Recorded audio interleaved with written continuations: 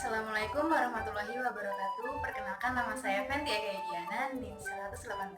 Nah, di sini saya akan mempresentasikan mengenai media saya yang saya buat, yaitu My Boobies, yang berisikan mengenai subtema 7, yaitu peristiwa dalam kemerdekaan, subtema 3 yang peristiwa dalam kemerdekaan, dan saya akan mengajar pembelajaran ketiga. Apa kabar? Semoga kabar kalian baik-baik saja ya. Oh iya, ibu mau tanya, menurut kalian tanggal 17 Agustus itu memperingati hari apa ya? Hari kemerdekaan Republik Indonesia. Kira pada tanggal 17 Agustus yang memperingati hari kemerdekaan Indonesia itu di rumah kalian mengadakan apa saja? Nah, iya benar. Hari kemerdekaan Indonesia itu dengan perlombaan seperti balap kelereng, balap karung, panjat pinang, seperti itu. Nah, kira-kira di daerah kalian mengadakan apa saja pada saat memperingati hari kemerdekaan Indonesia?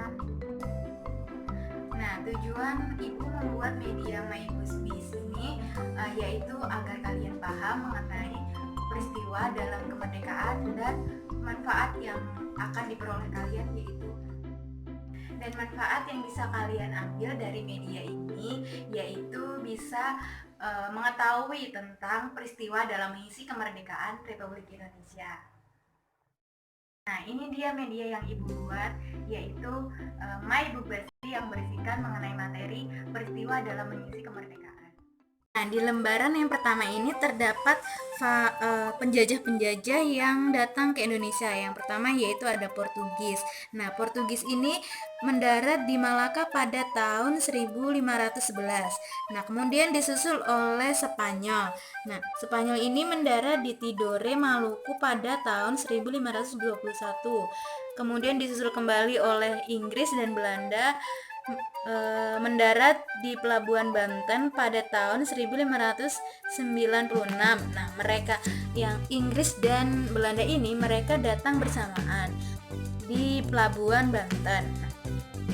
Mereka ini, para penjajah ini datang ke Indonesia serentak, tetapi dengan bertahap. Nah, yang pertama itu Portugis, Spanyol, kemudian disusul oleh Inggris dan Belanda. Nah, seperti itu. Di slide selanjutnya ada faktor-faktor yang penyebab penjajah itu menarik untuk menjajah Indonesia. Yang ada 4 faktor. Yang pertama yaitu adanya keinginan mencari kejayaan, dan yang kedua adanya keinginan menyebarkan agama, yang ketiga adanya keinginan mencapai kejayaan, dan terakhir perkembangan ilmu pengetahuan dan teknologi.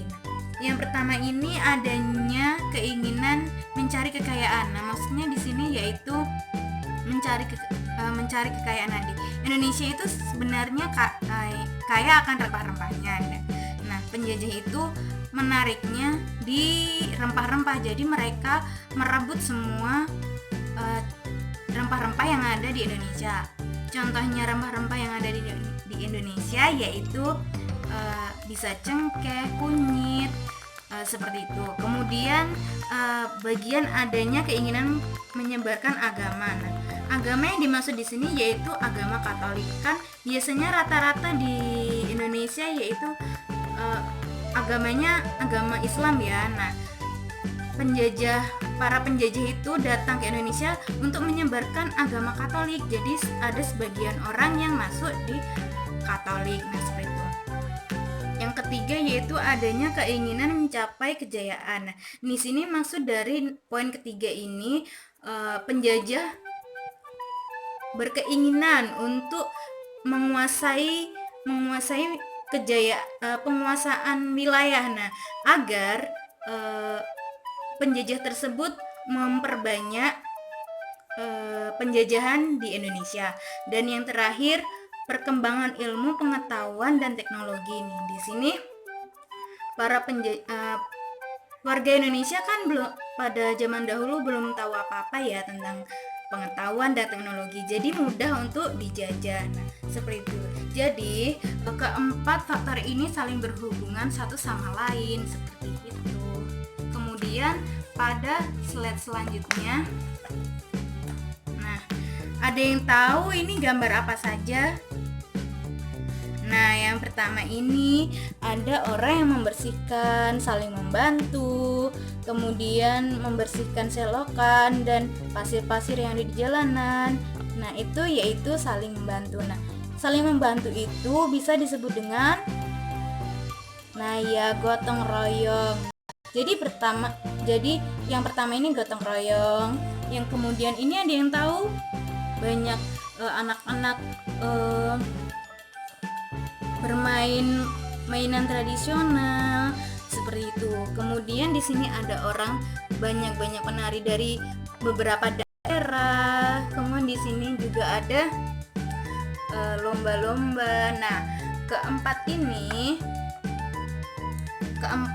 gambar-gambar yang ada di sini, ada yang tahu itu menyangkut materi apa? Nah, ya benar. Materi yang ada di lembar ketiga ini yaitu penyebab Indonesia itu menang dengan cara apa saja sih? Nah, seperti itu. Nah, di sini Indonesia dengan cara saling gotong royong, mencintai tanah air, terus melestarikan kebudayaan, kemudian mengisi kemerdekaan. Jadi mereka saling berhubungan satu sama lain. Kalian biasanya kalau berterima kasih kepada Indonesia biasanya bagaimana? Oh ya, ada yang cinta tanah air dengan menarikan tarian-tarian tradisional, menyanyikan lagu-lagu Indonesia yang tradisional seperti itu. Nah, selanjutnya di sini juga ada. Nah, setelah para penjajah itu menjajah Indonesia, akhirnya Indonesia memenangkan. Dan di sini ada para penjajah dan warga-warga Indonesia yang menyerang penjajah. Di sini juga ada Ir Soekarno. Di sini juga perayaan kemerdekaan Indonesia. Jadi mereka setelah memenangkannya, mereka merayakan dengan adanya lomba-lomba, balap karung, terus balap kelereng, terus panjat pinang seperti itu. Jadi dari gambar di sini itu ada maknanya. Nah, di sini para penjajah menyerang terlebih dahulu. Warga Indonesia menyerang, kemudian Ir Soekarno pemimpin Indonesia yaitu memenangkannya. Kemudian setelah Ir Soekarno menang dan kawan-kawannya, warga Indonesia lah yang merayakan. Jadi mereka tentram dengan ketidakadaan para penjajah. Nah, seperti itu. Kemudian di slide selanjutnya, nah, ada yang tahu ini tokoh siapa saja? Nah, ya benar, para pahlawan. Yang tahu ini pahlawan siapa saja? Nah, ya, pahlawan yang berpengaruh dalam melawan penjajah yang datang ke Indonesia. Nah, sebenarnya tokoh pahlawan Indonesia itu tidak hanya keempat ini saja, tetapi itu banyak. Nah, tetapi yang menonjol itu yaitu terdiri dari empat ini. Yang pertama yaitu ada Jenderal Sudirman. Beliau panglima termuda pada saat penjajahan. Yang kedua Pangeran Diponegoro, yaitu berperan besar di Pulau Jawa. Nah, selanjutnya ada Raden Ajeng Kartini, yaitu tugasnya memperjuangkan hak kaum perempuan. Dan yang terakhir yaitu Cut Nyadin. Nah, di sini beliau pahlawan perempuan berasal dari Aceh. Nah, ada yang tahu Raden Ajeng Kartini? Nah, beliau kan kemarin kita sudah memperingati Hari Kartini ya pada tanggal 21 April. Nah, ini dia beliaunya. Jadi namanya kan Raden Ajeng Kartini, tetapi beliau ini perempuan. Nah, seperti itu. Selanjutnya, nah di sini ada percakapan nih. Nah, percakapan ini isinya ada yang mau membacakan. Nah, ya. Nah, ada dua orang, yang satu ayah, yang satu anaknya. Nah, di sini ayah berbicara kepada si Ana. Nah, ibu bacakan ya. Ana, ayo kita pamit pulang ke Pak Rudi karena sore ini ada undangan pertemuan. Ini surat undangannya. Terus si Ananya menjawab, baik ayah, nanti ayah harus buatkan surat undangan ya. Nah, kenapa Ana menjawab seperti ini? Karena Ana itu tidak tahu surat undangan itu apa, jadi bingung. Ayah menjelaskannya, jadi Ana menjawab membuatkan surat undangan. Nah, seperti itu. Nah, kalian sudah mengerti surat undangan itu apa? Jika belum mengerti, Ibu jelaskan ya pada slide yang selanjutnya. Di sini ada surat undangan. Nah, surat undangan itu terbagi menjadi 3, yaitu surat undangan resmi, tidak resmi, dan setengah resmi. Nah, di sini ada bagian-bagian surat resmi, tidak resmi, dan setengah resmi. Nah, yang pertama, surat resmi. Nah, surat resmi ini terdapat kepala surat. Kepala surat ini ada logonya. Nah, yang pertama yaitu terdapat kepala surat yang biasanya disebut dengan kop surat. Nah, kepala surat ini identik dengan logonya. Kemudian ada nama dan alamat tujuan. Nah, seperti ini. Kemudian pembuka surat. Nah, pembuka surat ini yang resmi itu dengan kata-kata dengan hormat. Kemudian ada isi surat. Isi surat ini hampir sama dengan surat-surat yang lain. Maksudnya surat yang setengah resmi ataupun tidak resmi. Karena jika surat tidak ada isi suratnya seperti tanggal, waktu, tempat, itu bisa disebut dengan surat ungkapan. Seperti itu. Kemudian ada penutup surat. Penutup surat yang resmi itu dengan kata-kata demikian undangan ini kami sampaikan. Nah, jadi kan seperti resmi gitu, formal seperti itu. Kemudian ada tempat dan tanggal lahir. Kemudian juga disusul dengan pembuat surat. Nah, pembuat surat ini nama kalian, jadi jangan dibuat nama orang lain. Kemudian ada surat setengah resmi. Nah, setengah resmi ini kan tidak ada kopnya ya, tidak seperti yang resmi yang ini. Nah, tetapi ini diberi judul hanya undangan. Nah, ini juga ada judul surat. Nah, kemudian ada alamat yang dituju, alamatnya di mana. Terus, nah ini pokok isi surat. Pokok isi suratnya hampir sama yang resmi ya, harus ada hari, tanggal, waktu, dan tempat. Terus kemudian yang terakhir ada pengirim. Nah, ini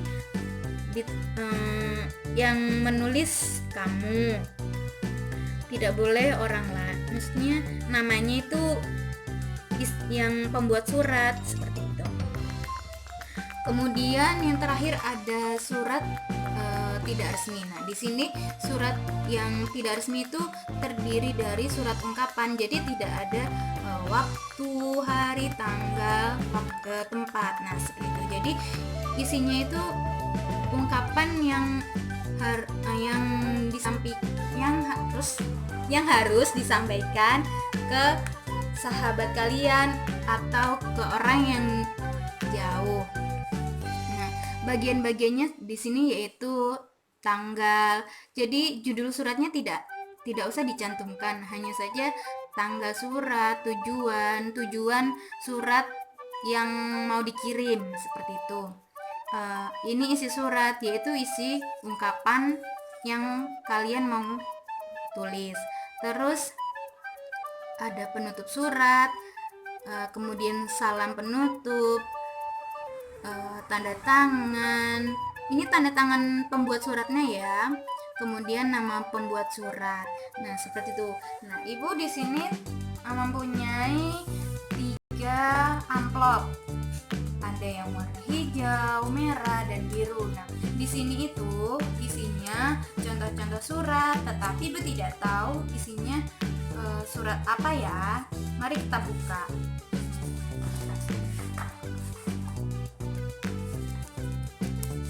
Kira-kira surat apa ya? Oh, surat setengah resmi.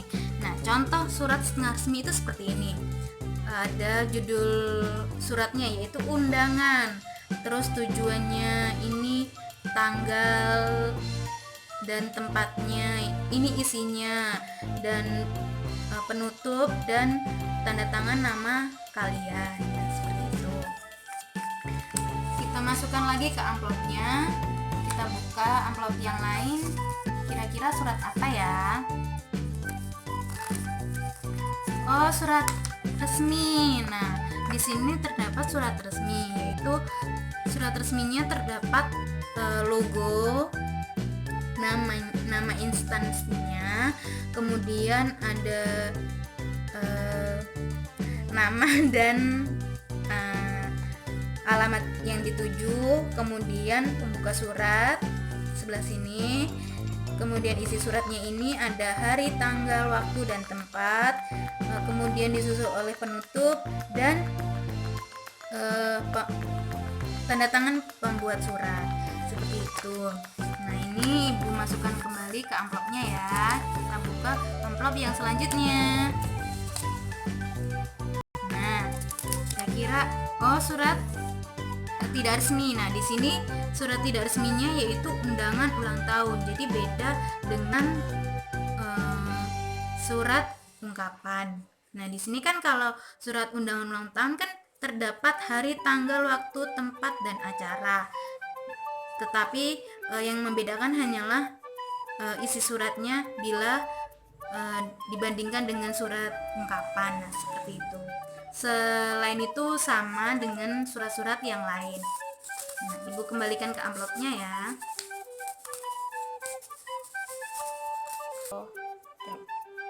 Nah, pada slide selanjutnya di sini ada lembar kosong, tetapi di sini ada berbagai kertas yang warna-warni. Menarik kan? Nah, di sini Ibu mau kalian membuat surat yang menarik. Maksud Ibu yang menarik itu dihiasi dengan apa, atau diwarnai, atau hiasi seperti itu, agar orang yang kalian undang itu tertarik dengan acara yang kalian selenggarakan. Di sini ada 5 kertas. Nah, kalian kalau sudah menulis surat di sini, nanti kalian bisa tempelkan ke lembar yang kosong ini. Kita buka lemnya.